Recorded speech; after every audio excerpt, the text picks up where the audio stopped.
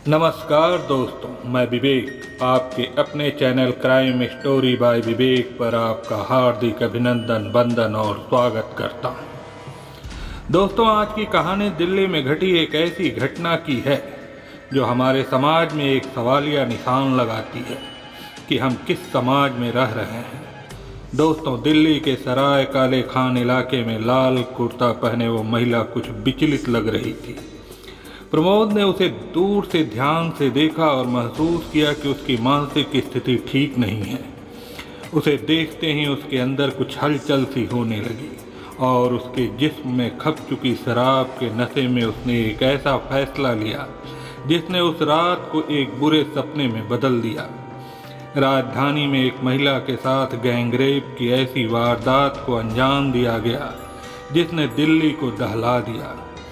सराय काले खान इलाके में एक युवती के साथ पहले 3 अलग अलग लोगों ने बेरहमी से सामूहिक बलात्कार किया और फिर किसी बेजान सामान की तरह उस लड़की को मरने के लिए एक सड़क के किनारे फेंक दिया। लेकिन दिल्ली पुलिस ने 21 दिन की कड़ी मेहनत के बाद आखिरकार इस मामले का खुलासा कर दिया और तीनों आरोपी पकड़े गए, जिनमें एक कबाड़ी, एक भिखारी और एक ऑटो चालक शामिल है। क्या हुआ था उस रात, जानने के लिए कहानी में अंत तक जरूर बने रहें। चलिए आपको बताते हैं इस खौफनाक वारदात की सिलसिलेवार कहानी। वो 10 और 11 अक्टूबर 2024 की दरमियानी रात थी। दिल्ली के सराय काले खान इलाके में अंधेरा और खामोशी थी। आमतौर पर चहल पहल से भरा रहने वाला शहर अब शांत था। आधी रात के आसपास सेंट्रल दिल्ली में एक छोटी सी दुकान चलाने वाले कबाड़ व्यापारी प्रमोद अपना सामान समेट रहा था। यह उसके लिए रोज का काम था, लेकिन उस रात उसने ज़्यादा शराब पी ली थी। उसके पैर भी लड़खड़ा रहे थे। वो खाली सड़क पर ठोकर खाकर गिरते गिरते बचा। वो अपने घर की तरफ जा रहा था, तभी उसकी नज़र एक महिला पर पड़ी। वो अकेली महिला सड़क के किनारे कुछ ही दूरी पर बैठी थी। लाल कुर्ता पहने वो महिला कुछ विचलित सी लग रही थी। प्रमोद ने उसे दूर से ध्यान से देखा और महसूस किया कि उसकी मानसिक स्थिति ठीक नहीं है। उसे देखते ही उसके अंदर कुछ हलचल सी होने लगी और उसके जिस्म में खप चुकी शराब के नशे में उसने एक ऐसा फैसला लिया जिसने उस रात को एक बुरे सपने में बदल दिया। प्रमोद उस महिला के पास पहुंचा और फिर उसे बहला फुसलाकर वहीं करीब में एक सुनसान जगह पर ले गया और उसके साथ दरिंदगी करने लगा। वो किसी गिद्ध की तरह उस महिला पर टूट पड़ा था। तभी वहां एक और शख्स जा पहुंचा। वो शमसूल था, जो इलाके में जाना पहचाना भिखारी था। वो हमेशा शराब के नशे में चूर रहने के लिए कुख्यात था। उस रात भी शमसूल बहुत नशे में था। उसके पैर कमज़ोर और विकलांग थे, लेकिन प्रमोद को उस महिला के साथ हवस का खेल करते देख वो मचल उठा और उस पल में वो प्रमोद के साथ शामिल हो गया। अब उन दोनों ने महिला की कमजोरी का फायदा उठाया। उसे घसीट कर पास की एक सुनसान जगह पर ले गए। वहाँ उन दोनों ने बारी बारी से उसके साथ बलात्कार किया। उन दोनों ने महिला की परेशानी की कोई परवाह नहीं की और उसकी आबरू तार तार करते रहे। इसी बीच रात ढलती जा रही थी। तभी प्रभु महतो नाम का एक ऑटो चालक अपने ऑटो रिक्शा में उस इलाके से गुजर रहा था। वो भी होश में नहीं था। वह पूरी शाम शराब पीता रहा था। अचानक जब उसने सुनसान जगह पर एक महिला के साथ 2 पुरुषों को देखा तो जिज्ञासावश या शायद किसी और वजह ने उसे वहां रुकने और देखने पर मजबूर कर दिया। उसने वहां जो देखा उसे देखकर उसके घिनौने इरादे और बढ़ गए और वो भी बेशर्मी से वहां जाकर प्रमोद और शमसूल के साथ वहशत के खेल में शामिल हो गया और उस महिला के जिस्म से खेलने लगा। तीनों ने उसके साथ गैंगरेप किया, लेकिन प्रभु महतो यहीं नहीं रुका। उसने महिला को जबरदस्ती अपनी ऑटो में बैठा लिया। महिला पहले से ही सदमे में थी और कमज़ोर भी। उसमें विरोध करने की ताकत नहीं बची थी। प्रभु ने उसकी हालत का फायदा उठाया और अंधेरे की आड़ में आटो को दूसरे सुनसान इलाके में ले गया। वहाँ उसने फिर से महिला पर हमला किया और उसके साथ रेप किया। इसके बाद प्रभु महतो ने ठंडे दिमाग से आटो को सराय काले खां की तरफ वापस मोड़ दिया और वहाँ उसने महिला को सड़क किनारे ऐसे फेंक दिया जैसे वो कोई फेंकी जाने वाली चीज़ हो और रात के अंधेरे में गुम हो गया। रात के लगभग 3:15 पर जब शहर में सन्नाटा था, दिल्ली पुलिस कंट्रोल रूम में एक कॉल आई। कॉल करने वाला एक राहगीर था जो उस इलाके से गुजर रहा था। वह एक आर्मी अफसर था। उसने कॉल करके पुलिस को बताया कि सड़क किनारे एक महिला गंभीर रूप से घायल अवस्था में पड़ी है। उसने लाल रंग का कुर्ता पहना हुआ है और उसके शरीर से बहुत ज़्यादा खून बह रहा है। यह जानकारी मिलते ही पुलिस टीम मौके पर जा पहुंची और वहां लाल कुर्ता में महिला मौजूद थी। उसकी हालत देखकर कुछ साफ समझ में नहीं आ रहा था, लेकिन यह साफ था कि उसके साथ दरिंदगी और मारपीट की गई थी। उस वक्त वो महिला यह बताने की हालत में नहीं थी कि उसके साथ क्या हुआ था, लेकिन उसके कुछ टूटे फूटे शब्दों से पुलिस ने अंदाज़ा लगाया कि उसके इस हाल के लिए कई लोग और एक ऑटो रिक्शा वाला जिम्मेदार था। पीड़िता को इंसाफ दिलाने के लिए पुलिस ने सनलाइट कॉलोनी थाने में सामूहिक बलात्कार का मामला दर्ज किया और इस मामले की जांच शुरू की। यह मामला दक्षिण पूर्व जिला पुलिस के इलाके का है, जिसकी जांच का नेतृत्व deputy police commissioner Ravi Kumar कर रहे थे।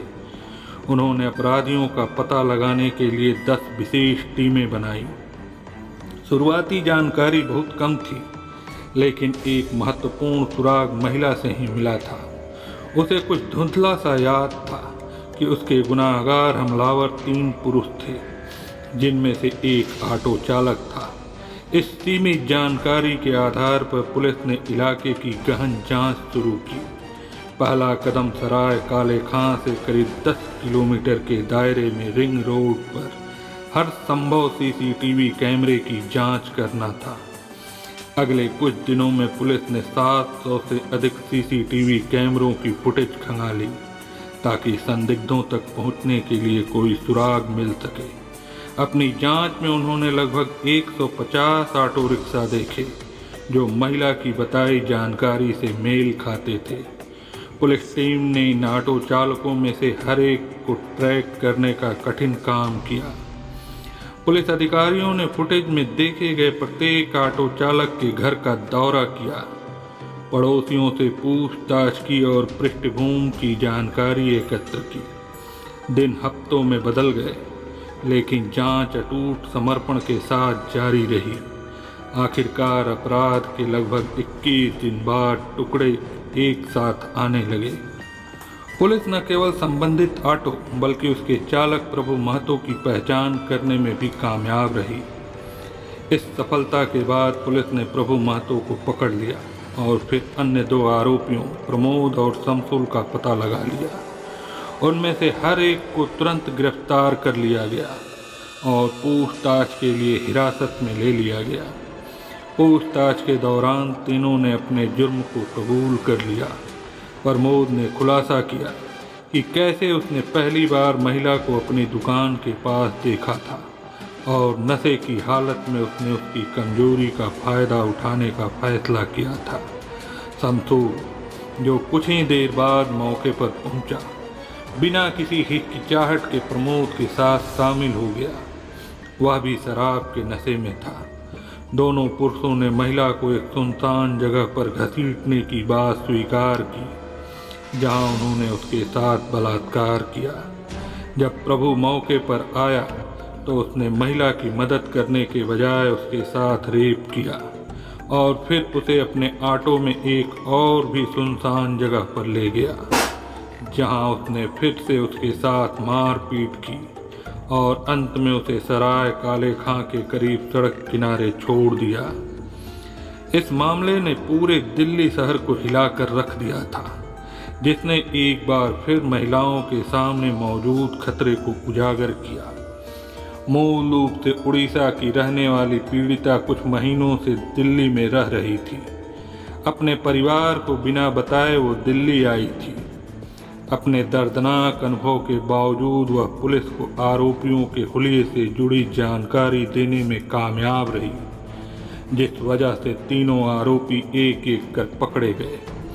दिल्ली पुलिस ने न केवल तीनों दरिंदों को पकड़ा, बल्कि इस वारदात में इस्तेमाल किए गए ऑटो रिक्शा को भी जब्त कर लिया, जिससे पीड़िता को इंसाफ दिलाने के लिए अहम सबूत हासिल हुए हैं। जबकि तीनों आरोपियों के खिलाफ सामूहिक बलात्कार सहित गंभीर आरोपों के तहत मामला दर्ज किया गया है। इस दौरान पीड़िता को जो सदमा पहुंचा है, उसका असर लंबे वक्त तक कायम रहेगा। पुलिस के मुताबिक तीनों आरोपियों ने पीड़िता के सामने ऐसा दिखावा किया था जैसे वे चाहते हैं कि महिला उनके कमरे में उनके कपड़े धोए और उनका काम करे। इसी बहाने वे उसे ऑटो रिक्शा में बैठाकर साथ ले गए और एक कमरे में उनके साथ गैंगरेप किया। यह कहानी केवल एक महिला की पीड़ा की नहीं है, बल्कि समाज के उस अंधेरे कोने की है जिसे हम अक्सर नज़रअंदाज कर देते हैं। यह घटना हमें याद दिलाती है कि समाज में महिलाओं की सुरक्षा और सम्मान हर व्यक्ति की जिम्मेदारी है। हर बार जब ऐसी घटना होती है, समाज को आत्ममंथन करना पड़ता है। महिलाओं को सशक्त बनाना, उन्हें सुरक्षा प्रदान करना और अपराधियों को कड़ी सजा देना ही समाज की जिम्मेदारी है।